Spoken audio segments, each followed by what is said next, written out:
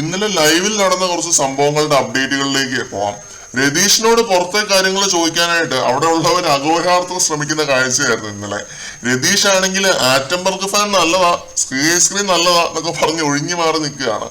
അതിൽ തന്നെ നോറ രതീഷിനോട് ചോദിക്കുന്ന മെയിൻ ഒരു ചോദ്യമാണ്, രതീഷ് ചേട്ടാ നിങ്ങൾ എന്താണ് അന്ന് ജയിലിൽ വെച്ചിട്ട് ജിൻഡോ ചേട്ടനോട് പറഞ്ഞത്? അപ്പൊ ഋഷി പറയുന്നു, അതിനുശേഷം ജിൻഡപ്പിനെ പിടിച്ചിട്ട് കിട്ടിയില്ല കേട്ടോ, ജിൻഡപ്പനോട് പറഞ്ഞത് എന്നോടും കൂടി ഒന്ന് പറഞ്ഞ് രതീഷ് ചേട്ടാ എന്നിങ്ങനെ പറയുന്നു. പിന്നെ ഗബ്രി രതീഷിനോട് ചോദിക്കുന്നുണ്ട്, നിങ്ങൾ ഗസ്റ്റ് ആണോ അതോ പ്ലെയർ ആണോ എന്താണ് എന്നുള്ളത്. അപ്പോൾ രതീഷ് പറയുന്നത് ആറ്റംബർഗ് ഫാൻ നല്ലതാ എന്നാണ്.